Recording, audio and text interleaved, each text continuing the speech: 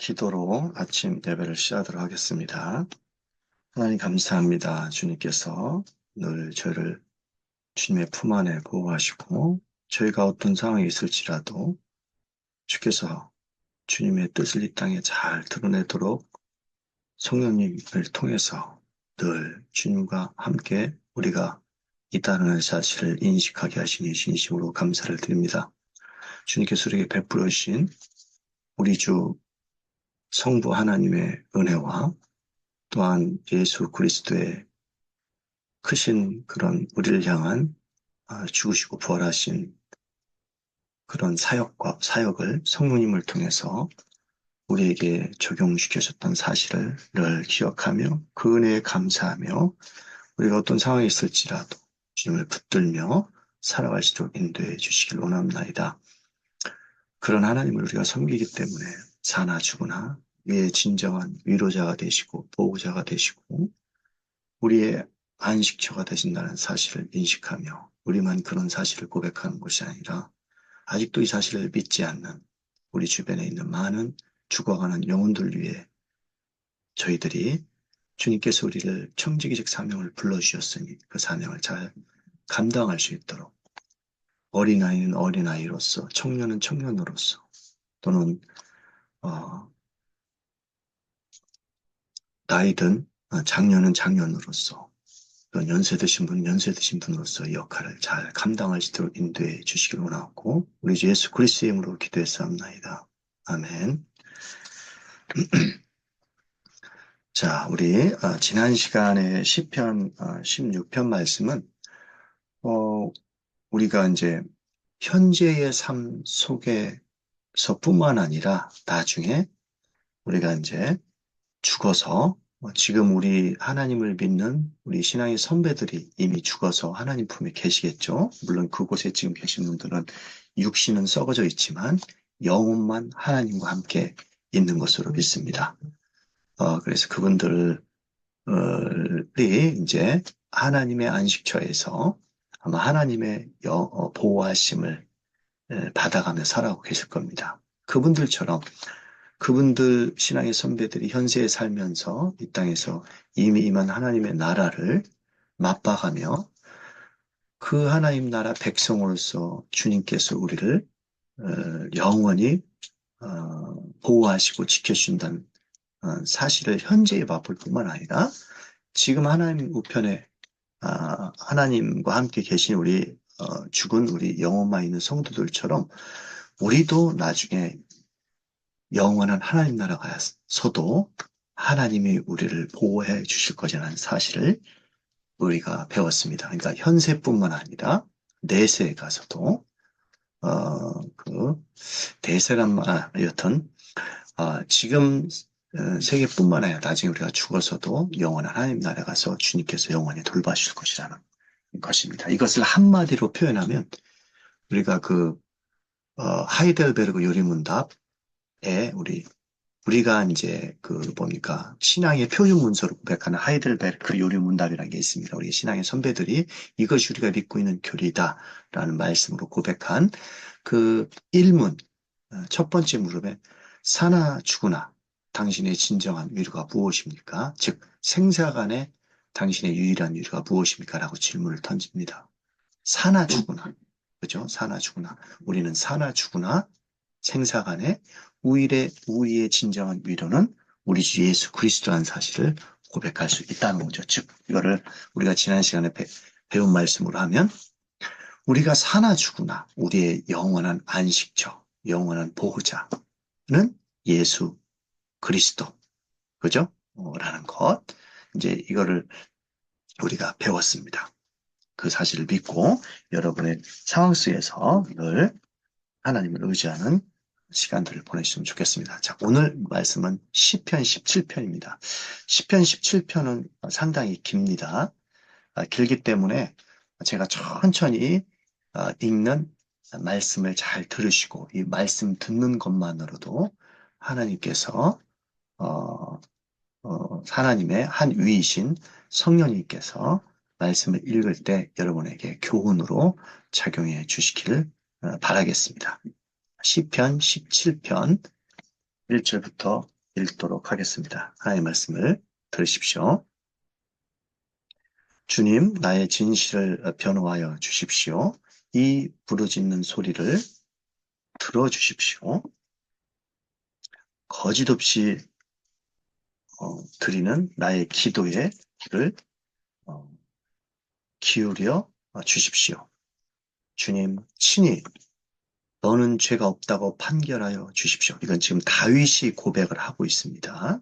다윗이 죄를 많이 졌음에도 불구하고, 그죠? 사무엘 상황에서 보면 다윗이 우리아의 아내를 범하고 아주 끔찍한 죄를 많이 짓지 않습니다. 그럼에도 불구하고 자기가 의로운 사람이라는 걸 얘기합니다. 왜 의로울까요? 이제 제가 찾아보니까 여러분도 아시다시피 이제 사울이 아니죠. 다윗이 이제 사울 왕이 자기를 죽일 때 다윗이 사울 왕이 했던 그 행실이 그 모습이 상당히 의로웠다라고 이렇게 얘기를 합니다. 또 의롭게 행동을 했죠. 그런 의로운 모습이 있었다는 것을 얘기를 하는 것 같습니다. 비록 죄를 졌지만 주님 친히 너는 죄가 없다라고 판결하여 주십시오. 주님의 눈으로 공평하게 보살펴 주십시오. 눈이 나오죠. 이따가 눈동자가 나옵니다. 눈동자. 눈동자와 같이 우리를 지키시고 보호하신다는 말씀. 주님께서는 나의 마음을 시험하여 보시고 밤새도록 신문하시며 샅샅이 캐어 보셨지만 내 잘못을 찾지 못하였습니다. 여러분, 이런 고백을 아무나 하는 것이 아니죠. 그죠? 참 저는 읽으면서 이런 고백을 어떻게 했을까? 다윗이 죄를 졌음에도 불구하고 이런 고백을 했다는 것은 하나님 앞에 이런 고백을 할 수 있는 그런 행위를 했다는 거죠. 그죠? 다윗이 이제 하나님 앞에 이제 회개도 하면서 그렇게 했겠죠. 그래서 저는 이렇게 할 수 있는 사람은 아무도 없다고 생각합니다. 그리고 우리가 기도를 드릴 때 저는 항상 그렇게 말씀을 드렸습니다. 하나님 저에게 지금 경제적으로 이렇게 힘드니까 저에게 물질을 채워주십시오. 저희 자녀가 지금 이런 상황에 있으니까 해결해 주십시오. 저의 건강이 안 좋으니 이걸 해결해 주십시오. 이렇게 기도하는 것도 하나님이 우리의 아, 산성이시고 바위시고 피난처시고 안식처시라는 것을 고백하는 거지만 그보다 더 수준 높은 기도는 뭘 하겠습니까? 하나님, 제가 하나님의 성의를 잘 깨달아 그 성의의 근거에서 청지기직 사명을 잘 감당하기 힘든 상황에 처해 있습니다. 하나님, 저를 도와주십시오. 하나님의 뜻을 잘 이 땅에 드러낼 수 있도록 하나님 도와주십시오. 그죠? 그렇게 기도해야 된다고 하는 거죠. 단순히 돈이 필요하고, 내 육신의 어떤, 이 아픈 것, 이런 것들을 낫게 하는 그런 어떤 자체만을 위해서 기도하는 것이 아니라, 이런 내가 아픈 것 때문에, 내가 경제적으로 힘든 것 때문에, 내가 어떤 자녀들이 나에게, 아픔을 주는 그런 상황들, 아니면 교인들의 어떤 관계성 속에서 나에게 상처를 주는 그런 말, 행동, 그죠? 직장 상사에게, 아니면 직장 부하라니까 좀 이상하지만, 그리고 또 선후배 관계, 그죠? 연인과의 관계, 부모 자식 간의 관계, 그죠? 학교 가서 친구들과의 관계, 여러 가지 관계성 속에서 벌어지는 그런 것들 자체만을 해결하기 위해서 우리가 기도하는 건 아니라겠죠. 그건 제가 봤을 때는 수준 낮은 기도입니다. 물론 그 자체도 좋다라고 말씀을 드렸죠. 더 나은 기도는 제가 이런 관계성 때문에 하나님 앞에 영광을 돌리지 못할까 봐 두렵고 죄스럽고 황망하고 주님의 은혜를 망각할까 봐 염려가 되오니 주여 이 문제를 해결해 주십시오. 라고 기도하는 그 자세. 그게 성경에서 우리하는 진정한 기도가 아닌가라는 생각을 하는 것이 저는 오늘날 신구약을 통해서 우리에게 말씀하신 하나님의 은혜를 받은 사람의 자세가 아닌가라고 생각이 듭니다. 그처럼 이제 다윗도 이런 어떤 기도를 드리기는 참으로 힘듦에도 불구하고 자기가 자신이 있으니까 하나님 앞에 이런 기도를 드린 거겠죠. 그렇지 않겠습니까? 어떻게 이런 기도를 드립니까? 내 마음을 시험해 보세요. 밤되도록 신문해 보십시오. 저를 한번 그 검사가 뭡니까? 죄 지은 사람을, 그죠? 신문하듯이, 그죠? 낱낱이 검사가 잘못을 캐묻는, 그런 어떤 모습들 한번 해보라는 거죠, 하나님 앞에. 근데 그런 검사가 잘못을 못 찾았다는 거죠. 그죠? 어, 내 입에서 무슨 잘못을 발견하셨습니까? 그만큼 자신 있다는 거죠. 이런 자신 있는 삶을 우리도 살아야 될 텐데, 참 저뿐만 아니라 모든 이 세상의 죄악의 구조 가운데 사는 하나님을 믿는 백성들조차도 이런 고백을 못하고 있다는 것이 저 또한 안타깝고, 우리는 좀 하나님을 두려워하고 좀 뭐라 할까, 하나님 앞에 회개 기도를 드려야겠죠. 그럼에도 불구하고 우리가 하나님의 백성이라는 것을 잊지 마시고 자신감을 가지고 늘 하나님 앞에서 당당하게 살아가는 자질 또한 필요합니다. 4절입니다. 남들이야 어떠했든지 나만의 주님께서 하신 말씀을 따랐기에 약탈한 우리의 길로 가지 않았습니다. 그러니까 어떻든 자기는 하나님의 크신 성의를 를 지키기 위해서 발버둥을 쳤다는 거죠. 그죠? 이 세상의 생각을 따라가고 이 세상 사람들이 추구하는 가치관에 근거해서 삶을 살지 않았고 이 세상 사람들이 궁극적인 어떤 인생의 목표를 삼고 그것 위해 산 것에 따라가지 않았다는 거죠. 그죠? 제가 항상 표현하잖아요. 부, 명예, 권력. 그죠? 이 자본주의 사회에서 가장 우리를 편안하게 만드는 게 돈 아닙니까? 저 또한 그렇고 여러분들. 돈이 있으면 우리는 편안하게 살 수 있습니다. 그죠? 그거를 다 추구하는 삶이라는 거죠. 저는 그런 걸 따라가지 않았습니다. 라고 다윗은 자신이 고백을 하고 있습니다. 5절입니다. 내 발걸음이 주님의 발뒤춤을 따랐기에 그 길에서 벗어난 일이 없었습니다. 와, 얼마나 멋있습니까? 다윗의 발걸음이 아니면 우리 신앙인의 발걸음이 주님의 발자취, 주님의 길을 따랐다는 거죠. 요거를 이제 은유로 표현한 거죠. 그러니까 주님이 따라가신 예수 그리스도 오늘날 신약으로 표현하면 예수님께서 따라가신 그 길을 우리도 따라갔다는 거죠. 우리는 그럴 수 있는 자격이 없습니다. 그러나 이제 그런 자격을 우리는 부여받았습니다. 왜? 우리는 거듭난 백성이고 하나님 나라 백성이 됐습니다. 하지만 그럴지라도 우리는 아직도 이 세상에 있으면 죄를 지을 수밖에 없어요. 그래서 성령님을 의존해서 성령님께서 우리에게 그런 죄를 짓지 않도록 우리에게 도움을 주신다는 거죠. 이거를 좀 더 유식하게 표현하면 제가 지금은 돌아가셨지만 미국의 그 웨스트민스터 신학교라고 있습니다. 거기서 이제 변증학을 강의했던 코넬리우스 벤틸이라는 사람이 있습니다. 그분이 얘기했던 방식으로 따라서 얘기하자면 주님의 발자취말 따랐기에 자 요거를 이제 그 코넬리우스 벤틸이 했던 말씀을 따라서 하면 어, 하나님을 따라서 생각하기. 그래서 제가 이걸 영어로 thinking after him. 힘이 하나님이죠. God. 그죠? 하나님을 따라서 생각하기. 즉, 하나님의 발자취를 따라가기. 그거하고 똑같죠? 어, 이거를 이제 우리나라 말로 뭐라 했냐면, 계시 의존적인 사색. 뭐 이렇게 했었습니다. 그죠? 우리나라, 이제 우리 유명한 뭐 박윤선 박사입니다. 여기, 어, 근처에 있는 학교, 뭐가 있으면 신학교, 합동신학대학원대학교, 그죠? 거기를 세우셨던 그런 박윤선 박사님이 계시 의존적 사색 이렇게 얘기했었습니다. 그러니까 결국에는 하나님이 따라간 길, 즉 하나님이 친히 인간이 되어서 이 땅에 오셔서 우리가 어떻게 살아야 될지 신국 백성들이 하나님 백성들이 어떤 자태를 어, 가정과 교회와 직장에서 그죠? 학교에서 그죠? 어떻게 드러낼지를 보여주셨다는 거죠. 그게 예수 그리스도의 발자취라는 거죠. 그런 예수 그리스도가 이 땅에 오셔서 걸어간 삶을 우리도 따라가야 된다는 거죠. 그죠? 그 발자취. 참 멋있는 표현입니다. 길을 따라가야 된다. 그 길이 우리는 넓은 길은 아니겠죠. 좁은 길이겠죠. 그죠? 그리고 남들이 안 간 길일 수 있습니다. 그죠? 우리는 그렇게 살 수밖에 없습니다. 그 길에서 벗어나지 않았다라고 다윗은 고백을 하고 있습니다. 6절입니다. 하나님, 내가 주님을 부르니 내게 응답하여 주십시오. 그죠? 이런 마음을 갖고 주님 앞에 이제 기도를 드리는 거죠. 귀 기울여서 내가 아뢰는 말을 들어주십시오. 주님의 믿부심을 크게 드러내 주십시오. 주님의 믿부심, 그죠? 이것도 주님의 성품이죠. 그죠? 우리는 항상 주님의 어떠하심, 주님의 완전하시고 자존하시고 영원하시고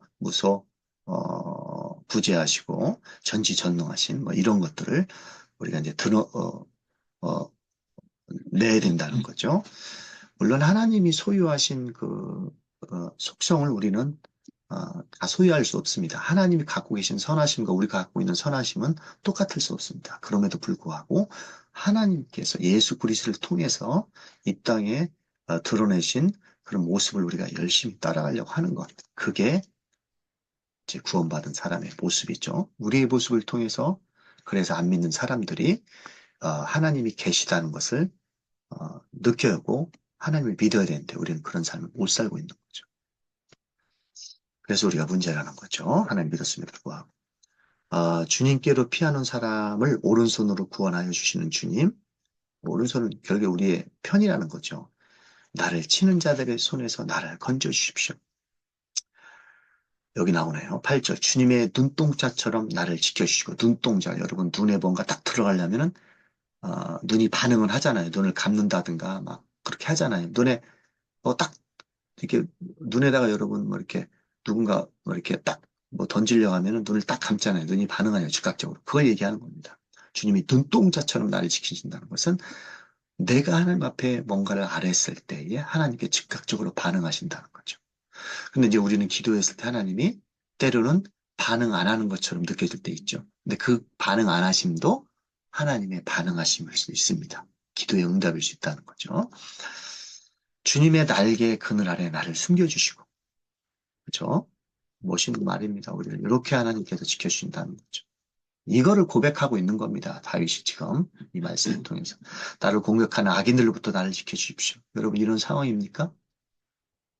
그러면 하나님 앞에 기도를 하는 게 그게 뭐 물리적으로 우리를 공격하는 것이 아닐지라도 어, 항상 말씀드리지만 뭐 그 뭐 관계 그죠? 아니면은 뭐 물질 아니면 건강 그죠? 뭐 이런 것들 아니면 내 마음의 어떤 영적 상태 이런 것들로부터 내가 어려움을 겪고 있을 때 이런 것도 하나의 공격입니다. 이런 것들로 저를 보호해달라고 하는 거죠. 나의 생명을 노리는 원수들이 나를 둘러싸고 있었습니다. 이건 이제 다윗의 상황을 보면 알 수 있는 거죠. 사울이 자기를 죽이려고 했어도, 뭡니까?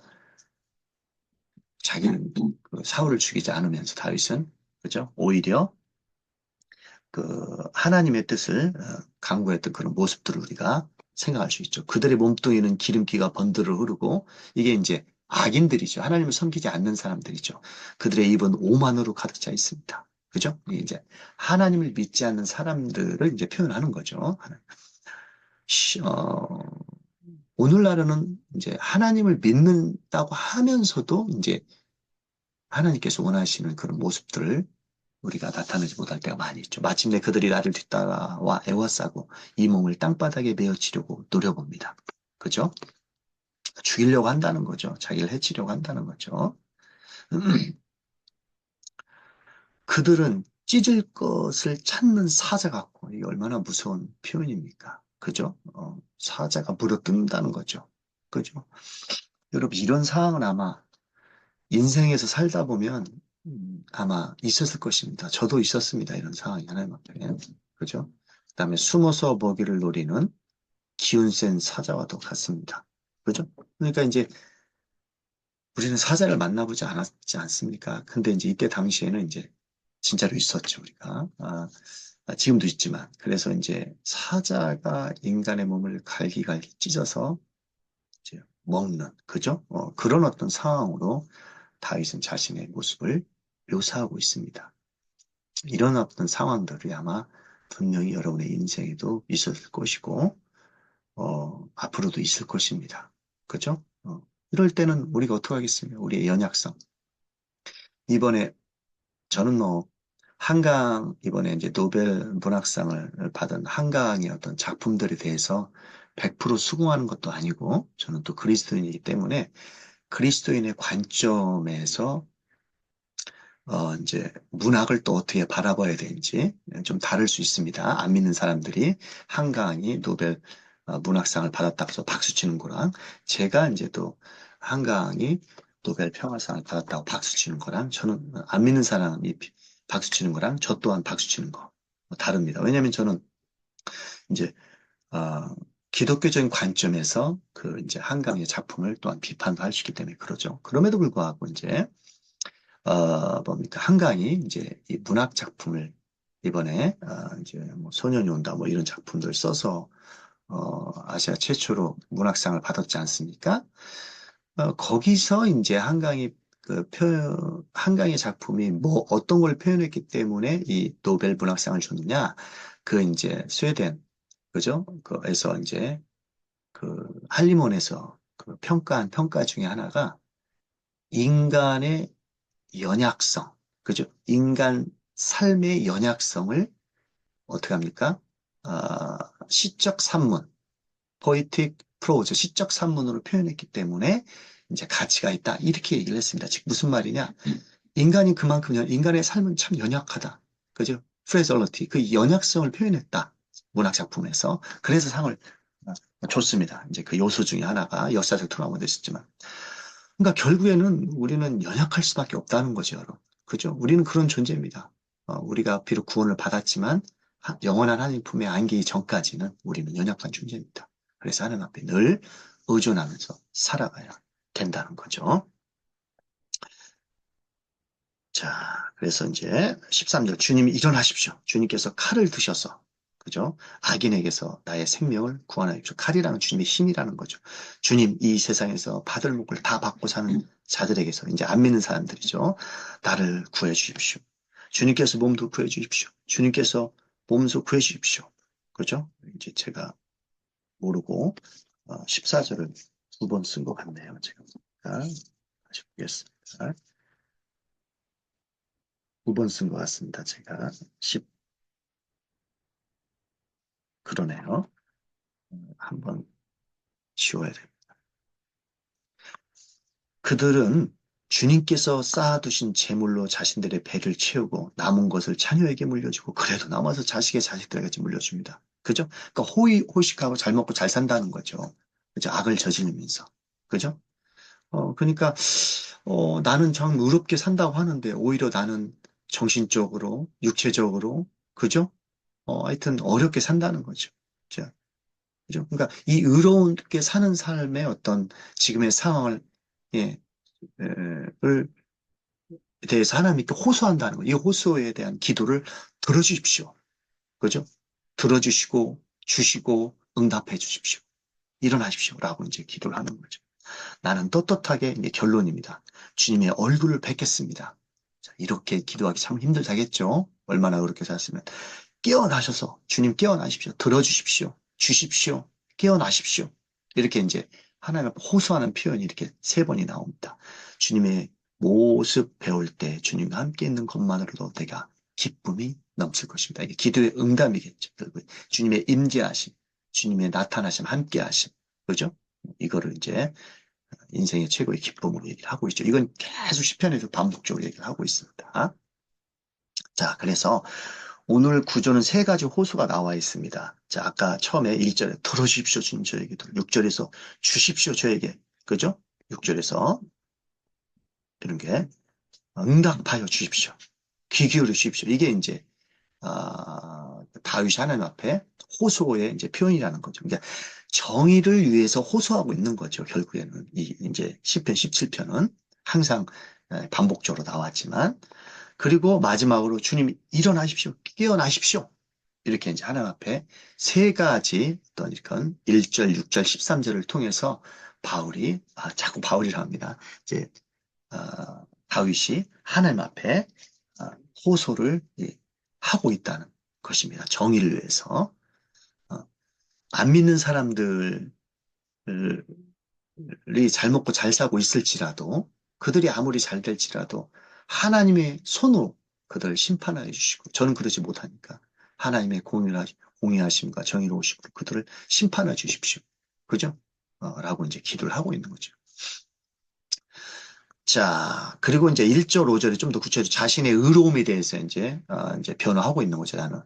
그리고 6절, 12절에 자신의 필요를 하나님께 아뢰입니다. 우리가 하나님께 아뢰기 전에 하나님은 다 아심에도 불구하고 우리는 연약하기 때문에 하나님을 다시 한번 아뢰는 거죠. 13, 14절에 하나님의 행위하심을 위해 기도한 하나님 액션을 좀 취해 주십시오. 저희 기도를 들어주십시오. 라고 기도를 드리는 거죠. 그리고 결론적으로 15절에 그는 하나님의 인재, 다윗은 하나님의 인재에 만족을 하면서 하나님을 신뢰했던 것에 대한 확신을 가지고 이제 궁극적으로 기뻐하고 있는 모습을 우리는 볼 수 있었습니다. 기도하시겠습니다. 하나님 오늘 다윗이 하나님께 이제 우리의 기도를 들어주십시오. 하나님 주십시오. 어, 그 다음에 일어나서 저의 기도를 들어주십시오. 라는 어떤 세 가지 호소의 형태를 보면서 결국에는 하나님께서 우리의 피난처가 되시고 우리를 와 함께 하셔서 우리는 그 함께 하심에 대한 기쁨을 누려가며 우리가 살아간다는 사실을 배웠습니다. 우리가 사나 죽으나 우리의 진정한 피난처 되신 분이 우리의 하나님이시고 사나 죽으나 우리의 진정한 의지자가 되신다는 것을 기억하며 살아갈 수 있는 되시구나 하며 우리 주 예수 그리스도의 이름으로 기도했사옵나이다. 아멘.